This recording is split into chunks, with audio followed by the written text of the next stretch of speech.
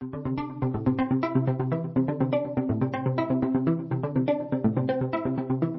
welcome to The 12th House, a podcast where we shine a light on the areas of wellness, well-being, intuitive business, mysticism, magic that don't always get a light shined on them. And we approach them with curiosity, enthusiasm, and a hint of irreverence.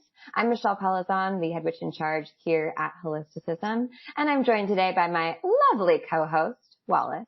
Hello, welcome to the pod. Happy Friday. Here we are. We made it. Let's get into our wellness news of the week. Let's do it. Yesterday was the solar eclipse of the year. So just a heads up, if you're listening to this now, you survived. Congratulations. And let's shine a light in the energy of an eclipse. Let's shine a light on some things. So I read this article that was horrifying, but also amazing to me this week about how northern white rhinos are basically extinct. The last remaining male northern white rhino died, and there are only two left in the world, his daughter and his granddaughter. And it's really sad. There are lots of southern white rhinos, which is great, but the fact that white rhinos have been around since the dinosaurs and we basically obliterated them as a human race, like in a 10-year window of time during the 70s and 80s, is horrifying. And the thing that was so interesting to me, hunting? Yeah, because of hunting, for cultural reasons, and just because their horns are used for cultural reasons, but also because imperialism and colonialism. But the thing that I found really, really interesting, although of course extinction theory is devastating. And I just want to say women survive longer than men. So, his granddaughter and his... No, that's sad. Like, where's she going with this? Shout out to his daughter and his granddaughter for carrying on the generation as long as they could. Seriously. Yeah. Well, so they're trying to figure out how they can basically help this species continue on. And there are a couple of ideas. They could co-breed them, the two remaining northern white rhinos, with southern white rhinos, which were about to go extinct a couple of years ago, and they've been able to replenish the population, so they're not in danger anymore, or not in the same level of danger. But that would change the species because their genetic pool would be different. It would be a hybrid. So that would change the species. It wouldn't be white rhinos anymore. It would be this hybrid. It wouldn't be northern white rhinos.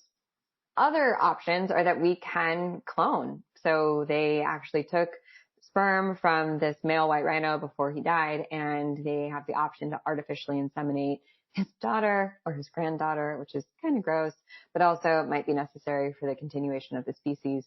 And yeah, cloning. So there are some scientific ways that we could continue the species on, but scientists are really hesitant to do this for two reasons. The first is obvious, which is founder effect, basically incest, right? So when there are it's a very small genetic pool, that means that genetic diseases can be passed along to the rest of the population, and that could be problematic and result in offspring that aren't like the best, and again, would change the species. But the other thing that was super interesting, also I'm talking like a mile a minute because I think this stuff is fascinating. I was just thinking of the sheep that they cloned. Dolly? Yeah. And they had to euthanize her, I think, because she had some kind of, I don't know if it was lung disease or something, and arthritis. It was really sad. Whoa, that's so interesting. It was in 2003, actually. I think they cloned Dolly in 1999. Yeah, let's wait. Oh, 1996. Well, okay, she was 7. I don't know what's a common lifespan for sheep, but... Sheep farmers, help us out. Write in, let us know what's the... Yeah, that's so fascinating. I always think about people who clone their dogs, and like, that's kind of weird. That's, I don't know. I get it. Like, I want to definitely clone Bonnie, but also no, like would she be the same? Actually, I would take you up on that. You would clone Bonnie. But anyways, we digress. So yeah, they could clone. But this is the interesting thing. There is this thing called a moral hazard, which basically is the idea that when it becomes possible to reverse our mistakes as humans, we feel emboldened to make more of those mistakes and inflict further harm on the environment. So if we know that, we can reverse deforestation by just planting a shit ton of trees, or we can reverse global warming by, I don't know, something Tesla, then we have no qualms about burning trees down. Basically, like, this moral hazard exists in us as people. It's a mental model. It's the way that we think. And there's a possibility that if we bring back this species, we'll feel free to kind of like do whatever we want and not feel the repercussions of our actions. And so scientists are like, we can't just open this like sort of Pandora's box of we can do whatever we want to do. We have to like live with the repercussions of our actions. And I think that that's so fascinating. Well, I think it ties into so many things that we talk about with just Western medicine and a lot of Western perspectives of trying to treat the symptom. Exactly. Versus I mean, human nature, despite all of our advances, despite like how intelligent we are, is still human. And maybe our gut reaction is to be destructive and to like just try and put a Band-Aid on the problem after. And if we are going to continue to advance in intelligence and technology, I think we really it's a responsibility to raise our consciousness level too, so that we don't have things like moral hazard where we're just like blowing things up indiscriminately, saying, oh, we can go back and fix it later. We can't always go back and fix it later. I think we're seeing that happen in real time. Yeah, I feel like that also relates to the fact that there seems to be an unwillingness to acknowledge that we're part of nature. We're actually in the ecosystem. We're not separate. Yeah. So if we're affected by all, whether we're killing the bees or the white rhinos, it's going to come full circle to affect us. We are part of it. I think we're always caught up in thinking we are humans living on planet Earth. We are not of Earth. Mm-hmm. It's like the universal laws of reciprocity, or as above, so below. There's always some reaction that happens when we make a decision, and we have to live with those repercussions. Next point we're going to just take a left-hand turn, and we're going to go into money. But Lululemon just released its Q1 revenue reports, and they pulled in a cool $1.2 billion this year, which is kind of wild considering that we didn't do anything really last year. I mean, we're kind of still not doing anything. Athleisure is sort of the new fashion. It's the way that we dress. In fact, I'm dressed in biker shorts and a sports bra right now. How about you? Are they Lululemon? No, they're not. They're not. No, actually Lululemon sports bra, but not bike shorts. Only, I feel like, and no shade to Lululemon, but I don't know a lot of people wearing it, buying it, or like in the last 5 years. Yeah, it's definitely taken a turn, I think. Lululemon is for an older customer, not old, I mean, around our age, someone who's like 32 to 35 is their core customer. And I don't think that they've kept up with Gen Z and millennials as much as other brands like Outdoor Voices and Girlfriend Collective definitely have. But what's more interesting to me, and I think actually reflects what you're talking about, Wallace, is the fact that Lululemon acquired this thing called the Mirror last year. And the Mirror is basically this like interactive invisible gym that you can hang on your wall. It's a competitor to Peloton, and you can do workout classes through this basically like glorified television.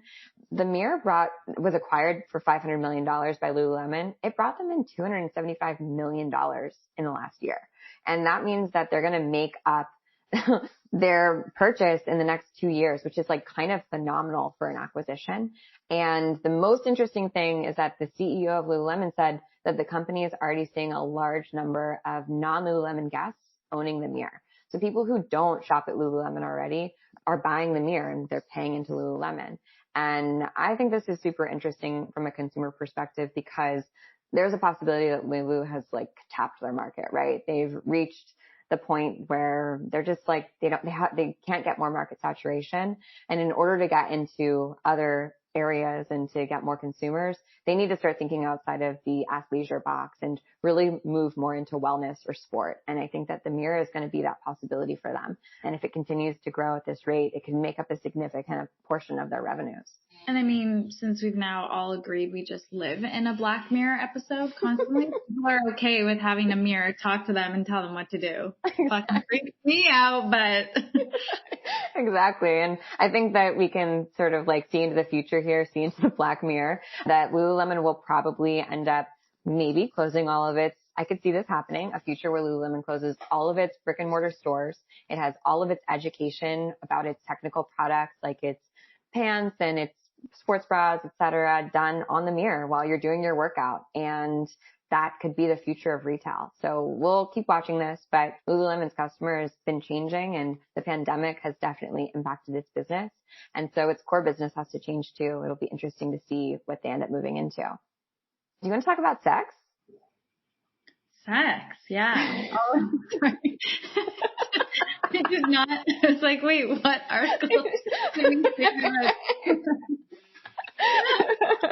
So a couple of weeks ago, inside of the Cusp, someone mentioned, I can't remember, I think it might have been Rae actually who recommended this, but shout out to Rae, we love you. Rae recommended this product called In the Mood, and it's by this company called Rae as well, R-A-E. And a bunch of us jumped on the thread and wanted to try out this product, In the Mood. It's supposed to help with sexual health and well-being, and it's a supplement that you take, and you can actually buy it at Target. So I've been trying it. I love it. It tastes minty. It's like awesome. It gives me so much amazing energy. Wait, And whoa. It tastes minty. What format is it in? It's a pill. Minty. Oh, a minty pill. Interesting. No, I really like it. No, you swallow it, but I feel like often when you take supplements, especially like adaptogens, they have a sort of nasty sort of aftertaste. And this is so pleasant and delightful. It's such a like nice, it's so nice. I love taking it in the morning. I hate taking pills and I'm really enjoying this. But I saw Rae pop up on my newsfeed this week because they just secured a $9.5 million Series A. And that's a pretty big Series A for a supplement brand. I also wasn't sure how much money Rae actually had because their packaging kind of sucks. It's cute, but it's in plastic and it's like not the highest quality. Feels a little cheap, yeah. Yeah, exactly. But super interesting because Rae has all of these ingestible options. They have pills, they have tinctures, they have powders. And I think they're giving brands like Moon Juice a run for their money in terms of using adaptogens and herbs and botanicals, as well as other supplements like vitamins that we'd see, like vitamin A, vitamin C in their formulations to treat specific needs. To treat things like energy, anxiety, sexual health. They have a CBD product. And this is an interesting sort of like compass or maybe even like temperature check on this area of wellness and business. I think this is such an interesting space because there's so little regulation. And I am that complete sucker consumer who, whenever there's a new mushroom powder or I don't know, new anything that's promising me more focus, better sleep, better libido, I'm always like, maybe I'll try this one. Maybe I'll try that one. I don't know. It's kind of an infinite space. The adaptogens and the herbs have always been there, but the packaging and the marketing has totally shifted in the past 3 years. Mm-hmm. Well, if we think about the sort of first brand to really kind of come into this space in a splashy way to treat specific ills in terms of supplementation, Care of was a really good example of that. They got acquired actually for quite a low valuation. I don't think the company really did that well, but it's been interesting to see this space sort of evolve, especially as VC money has been infused into it. Supplements are nothing new. Herbs are nothing new, but seeing this sort of spin happen is fascinating. I think that Moon Juice was honestly here first, as much as we like to sort of rag on Moon Juice and all that it represents. No, absolutely. And making it young and sexy and fun, and also using lots of different sort of ancient practices and cultures, calling on those. I'm curious to see if Rae will pay homage and respect to the cultures or to the herbs that maybe it's using that come from Ayurveda or from traditional Chinese medicine. I haven't done a deep enough dive into the product and into the website to see if that's the case, but who knows? This is making me think of a great business idea. There should be a newly curated, branded version of GNC or Vitamin Shop that is dedicated towards adaptogens and herbs. And I would be absolutely target demographic, because I would love to go into one of those stores, get to actually be up close with, nutritionists, or essentially like an Erewhon vitamin aisle, but like a whole store that's curated to the experience, and like an Ulta, but for supplements and for like nutrition. Yeah. I think that that's an amazing idea. Erewhon? Should we start this? Should that be our new business? I mean, if you consider how brands like Hilma and Moon Juice and Wooden Spoon Herbs and all these incredible brands that are focusing on botanicals and herbs and go really well together. I mean, I think the insight here is that Rae is giving Moon Juice a run for its money, but more importantly, Moon Juice, Rae, Wooden Spoon Herbs, all of these brands and botanicals are giving bro supplements a run for their money. And this could really be the next big wellness trend. We've already seen it happen, but I think that moving it into this sort of this consumer space is really interesting. I'm going to start this company. Just too excited. Or brick and mortar. I think it's gotta be a brick and mortar, right? That's the experience, is like that you get to walk around and see all these things. I think that's our wellness news for the week. Lots of things. Yay. I feel like I had like 3 cups of coffee this morning and I just like talked your ear off. I talked at you. Sorry. I was very interested. I learned a lot. We also just, might have a new business venture. So. Yeah, that's it. Check back in with us in 6 months and we'll see how that goes, everyone. Or hey, if you take this business idea, just credit us, just give us a thanks. We'd appreciate that. Thanks for listening. That's our wellness news. I am now going to talk even more about productivity and how to organize your brain if you are a creative, intuitive person like me, so that you can get more done and feel less anxious. So if you are curious to hear about that, then stay tuned. Hi. Okay. I'm lying in my bed. I'm lying horizontally right now. I know that's unprofessional, but what really is professional if you think about it? Who decided that? And sometimes you just need to be horizontal. You know what I mean? So I'm horizontal today. I'm going to talk a little bit about what I like to call my second brain and my inbox system. And that is not about email. And this will either be the best thing that anyone has ever taught you and will truly change your life, or you're going to think this is really boring. I don't really know. We're just going to go for it. But if you're a student of mine, or you've, listened to this podcast, or if you know me, you know that I'm kind of a slut for organization, but like in a weird way, because I'm not super organized, like naturally. In fact, I'm naturally like pretty chaotic, I would argue. I skew towards like messy disorganization, lost forever, as opposed to like there's a place for everything, Marie Kondo. And I've always been like that. I can't really help it. Now, apparently I have ADHD and everything is kind of starting to make sense, but I've always been like this. And as a result, I've sort of had to overcorrect in order to like do things and also not piss off my mom. Sorry, Mom. My room was so messy when I was in high school and middle school. I've had to sort of overcorrect and really find structures and systems for myself in order to not just be like this person who's like floating in the world with aimlessly. And also I would say like I have anxiety, and that anxiety often comes from being worried that I'm going to forget something or that I've lost something. So having systems to help me organize myself and make sure that I stay on track help with my anxiety. In addition to other things like, meditating and exercising and all that good stuff. So anyways, this is all to say that I've had to like create some systems in my life. I'm sure you have too, in order to like stay organized and stay on your shit. And my most favorite, well, let me tell you, I'm not great with like physical stuff. Still have lots of physical piles, and I tend to do this thing with the mail where I like don't open it for a month and then I open it all in one fell swoop. But my digital life is much better. Not my email. My email, I have a different relationship to. You've heard me talk about it on this podcast, but unless it is a customer, I don't feel, or someone who I owe an explanation to, or I owe a response to, I don't feel that I owe anyone anything. And I am not required to get back to them immediately. I can get back to them when I'm healthy and it's safe for me to do so, meaning that I'm well resourced enough to give them a reply or response that feels thoughtful and intentional. And sometimes that takes a long time for me. So take that with a grain of salt. but the rest of my life, in order to like run this business and do all the things that we do, I have to stay pretty organized. And so I have a couple systems that I think might be helpful to you if you are like me and you are a creative, intuitive person who tends to be flowy and not structured naturally. So my two systems are called Second Brain and Inbox. And these are not things that I created. They are things that I learned from other people, but I've added my own unique twist/flair on them. So the first is Second Brain. And I'm going to give you the context of I create both of these systems inside of Notion.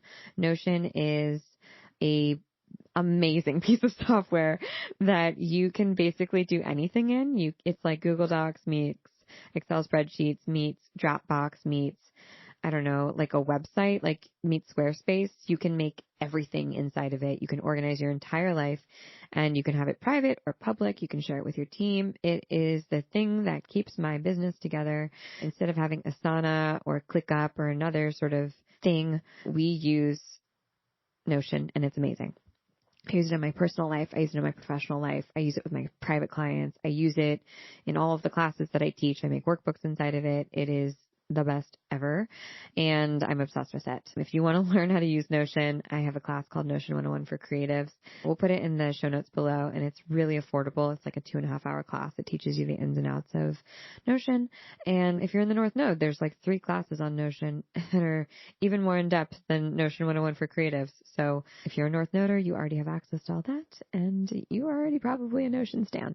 But let's talk about my two systems. The first is Second Brain.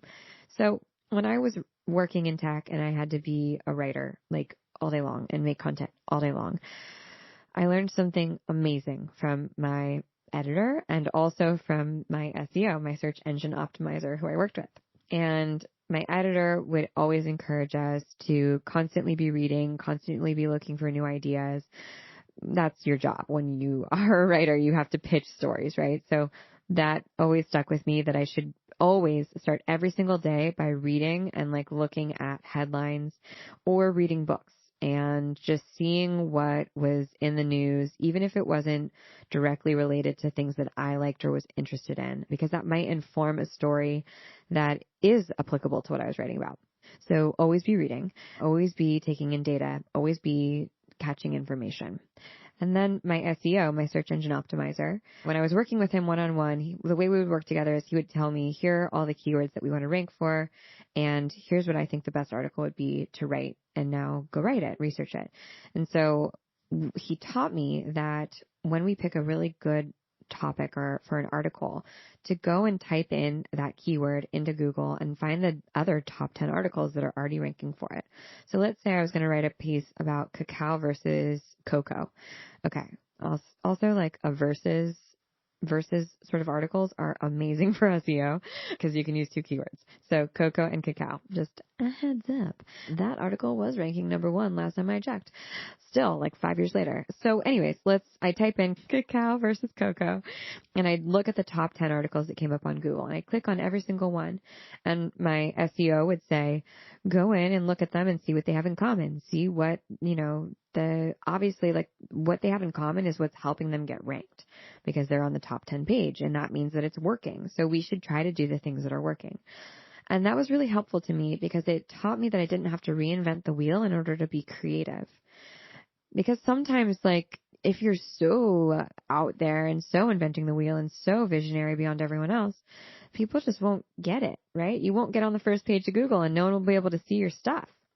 It might seem cool to you, but if people can't find it and read it and learn it and see it, then like, who cares how cool it is? So, well, I mean, who knows? But anyways, in this context, that was important. So I learned to sort of create a scaffolding or to create a place to start from in terms of an outline or at least a bunch of ideas as to what I should include before I started writing. And that taught me to never write from a blank page. And that is something that I teach to this day. And that's a hill I'm happy to die on. Never write from a blank page. Here's the thing. You don't need to reinvent the wheel because you can't. Because there is no new information out there. Trust me, there isn't. Even when people say that they're like pulling information down or channeling information, it's not new information. It's somewhere. It's like in a book somewhere, or it's on the internet, or someone else has said it. Our responsibility as creators and people who are intuiting things and channeling things is to tell the truth, to tell the information through our perspective, through our story, through our unique language, and through, the way we experience life. That's what we bring to the table. It's not reinventing the wheel. It's changing the color of the wheel or the soundtrack that the wheel plays to or whatever it might be, right? So often when we start to create something, we think that we need to make it fresh, shiny, new, never seen before. Every single element needs to be groundbreaking and visionary. The truth is, the only thing that needs to be groundbreaking and visionary are your insights, are the key insights that you deliver from the content that you're putting out into the world. So you could write an article like cacao versus cocoa, but deliver those really clear insights. And although there are hundreds of thousands of articles that look very similar to yours, you got something different, kid. You're using your unique story and your perspective and your favorite words and your unique flavor. And that's what makes it different. So never writing from a blank page means having things to put on your page before you start writing or creating. I'm going to probably say writing a bunch of times, but I mean creating across the board. So creating a course, creating a podcast, creating a blog post, writing a book, creating a dance, creating a family, creating a method, whatever it is that you want to do. We're going to just use the consistent, probably metaphor of writing. So you need some information to sort of ground you and to pull from to respond to. I think about this when I think about human design. It makes so much sense. Every aspect in human design is basically responding, right? Manifestors are the only one who can really initiate, but even so, there's such a small percentage of the population, and I would say even then, they need something to initiate. But anyways, I'm getting in the weeds here. We need something to respond to. We can't just have an empty page where we're like, what am I going to write here? We need to pull in some information, and that's where your second brain comes in. So my first piece of advice that I gave you was to always be reading and to always be researching.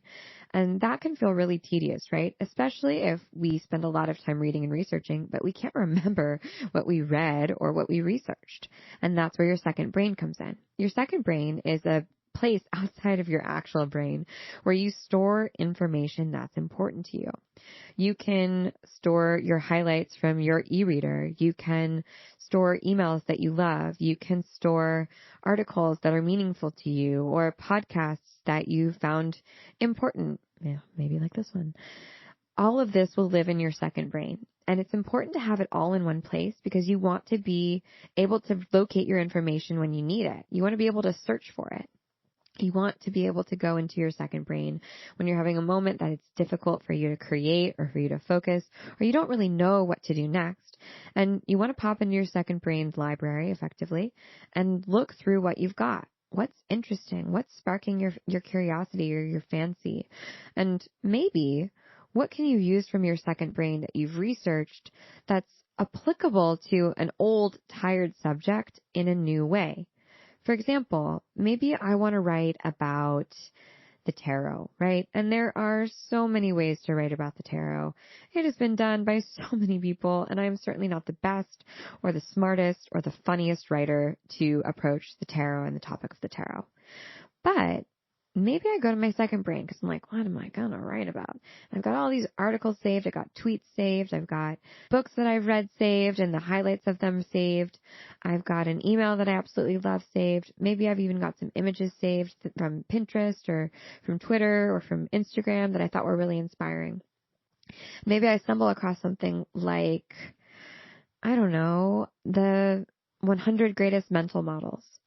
And mental models are just a way of looking at life and sort of understanding human behavior. And maybe I read some of those mental models and I see a mental model that can be applied to the way that we interpret tarot. And so what I'm going to end up writing is about tarot, but through this lens of mental models. And so I've got something completely different than what lots of other people would be writing about. I'm not writing about mental models. I'm not writing about tarot. I'm coming from this different perspective that brings something fresh and new and insightful to the work. And the only way that I would have really been able to do that is if I had access to my second brain. I don't know about you, but dude, I take in so much content all day long and I have the worst memory. I blame my epilepsy because I have brain damage.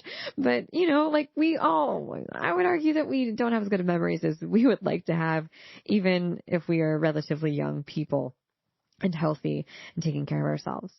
I mean, if you just think about the sheer number of content that you take in all day long, it would be impossible for you to remember all of it.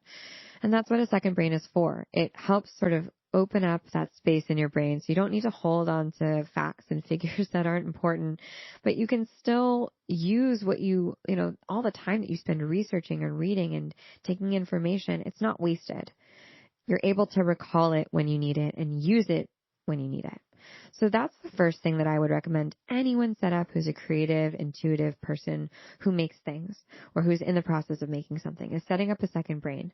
I've set up a second brain inside of Notion. I am 100% positive that we have a second brain template inside of the North Node if my North Noders are out there listening. But there are tons of second brain options available to you that you can go just search second brain or building a second brain. It's easy, it's fun, and I actually use this plugin called readwise.io that is connected to my Kindle and to my Notion. And so anytime I highlight something inside of my Kindle on a PDF I'm reading or a book or whatever it might be, it automatically syncs to my Notion second brain. And so it pulls in all of the quotes that I am highlighting, which is really helpful for me. It tells me what book they're in and where to find them and all that good stuff. It's awesome. Readwise.io. I wish I had an affiliate link. I do not, but it's great. Recommend it. The second element of this is called inbox. And inbox is old school inboxing. It's not email inboxing. That's not what we're talking about. We're talking about when you sat at a desk and you had a little plastic container that was your inbox, and people would put things in your inbox like papers or checks or love notes or your lunch or whatever it was. I don't know if anyone has worked in an office like that before, but, or maybe you remember from like your school, how there was an inbox on your teacher's desk. It's the same thing, same concept. So the idea of an inbox, it's not like an email inbox. It's like you're on your teacher's desk or on your desk at your office inbox. Basically, everything that comes in the day goes in the inbox. Easy. And as you go through your day, you'll pull things at the end of the day out of that inbox and you'll put them where they need to go. You'll identify if they are things that need to be thrown away, if they are things that are urgent, if they are things that can be delegated to a new day, and what the next step is. And at the end of the day, you want to have a clear inbox, or at the end of the week, depends on what works for you. I've made my inbox inside of my Notion, and it's very simple. It's just a table that I set up. It's called Inbox, and I have a couple of different sort of templates or ways to call the things that come inside of my inbox. It's a little hard to describe without the visual element, but stick with me. I'm going to try and make this easy for you. In fact, actually, I'll make an inbox template for you, and you can download it at the link below. So we'll make that really, really simple. But basically, every single thing that I come across in my day that doesn't have, isn't a completed thought is going to go in my inbox. So when I get an email full of articles that I think are really interesting, perhaps from the New York Times or the Atlantic or somewhere else, instead of reading those articles and stopping what I'm doing, which is checking my email and taking some time away and knowing myself, when I get distracted, it's very hard for me to refocus. I'll click on the articles that are interesting and I'll add them to my inbox. I'm going to read them later when I have the time. So I'm not going to lose them. They're not going to just be open tabs on my computer. They're not just going to be like sitting unread in my inbox. I'm going to be able to clear that email. I'm going to take the interesting hyperlinks. I'm going to add them to my inbox on Notion for me to read when I have a moment. And pretty much anything that comes across my virtual desk that I can't cover in that instant, that's not like a 7-second, 15-second, I can get this done, goes in my inbox as to do later. I have a podcast episode already on Monday, hour 1. If you want to go back and listen to it, I think it would be really useful in conjunction with this episode because it's about how to sort of schedule your days and organize your daily tasks. But we're going to talk about Monday, hour 1 in a second. But often at the end of a meeting or through a meeting, I'll have to-dos that I need to either act on or accomplish. And I don't have those things naturally in my planner or in my Monday, hour 1, right? They're not on my task list because they came up as tasks while I was in a meeting or while I got an email from somebody or when I hopped on a phone call. And so in my inbox, I will also have a must reply to option where it basically, after a meeting, it basically has a little like icon that says, this is from a meeting. So this is a to-do that comes from a meeting. So if I have a morning meeting with my team and they say, Michelle, we need you to update the website on this page, there's a typo, I'll add a thing in my inbox that says, fix typo from that got talked about in XYZ meeting. And if it doesn't, and then I'll leave it. I'm getting ahead of myself because I'm getting excited. I'll also have thoughts throughout the day that, not intrusive thoughts sometimes, but hopefully not. I'll have thoughts throughout my day that just pop in where I'm like, oh, I got to do that thing. Or, wow, you know what would be really cool if I did XYZ. Or, ooh, this would be so cool for an Instagram post. Or, oh, I really want to pitch this for the podcast. And instead of taking my time to go navigate to whatever or email or go make a podcast infographic when I don't really need to make it, I will add that into my inbox. So I'll make a note to myself in my inbox that says, this is a thought that I had. Execute on this. Act on this thing. And then I also have finally just a note basically in my inbox that's urgent. So that's if something horrible comes up, something happens where we really need to like SOS solve this emergency. And I will try to get that done by the end of my day and sort of bump it up on my hierarchy of to-dos. So you'll get a better understanding of what this looks like if you download the Notion template. But by the end of a day, I might have 3 or 4 articles that are things that I want to read. I might have many to-dos that are sort of my jotted off notes from meetings or from one-on-ones or that popped into my head when I was mid-task doing something else. And it's my responsibility at the end of the day or whenever I decide feels good for me. Maybe it's once a week. Maybe it's every other day. I don't know. You do you, kid. To assign those tasks out. When am I going to do these things? Because you don't want them to just sit in your inbox and build up. You want to make sure that they get done. So often by the very end of the day, this is like my end of the day routine. I'll clear my inbox. So I'll move the tasks. If they are things that I need to do that I can get done in the last hour of the day, I'll move them to today on my Monday, hour 1, or I'll assign them to the next day or whatever day I can get them done. If they are thoughts that take something else, like that are going to require a meeting or going to require a brainstorm, I'll take the next step and I'll put that in either my calendar or I'll put it in my Monday, hour 1. And if it is an SOS, I likely will have gotten to it earlier in the day because it's coming up immediately. And then finally, if it is an article or things that I want to read, I'll take a moment to go ahead and read those things and decide if they're worth adding to my second brain. Not every article I read is worth adding to my second brain. In fact, a lot of them aren't. A lot of the things that I think are really interesting in a moment are not that interesting when I go back to read them as I'm cleaning out my inbox. But sometimes I read an article and I'm like, wow, that was amazing. I need to go back and reread that, or I want to have that on hand. And when that happens, I'll simply move the article from my inbox and I'll drag and drop it to my second brain inside of Notion.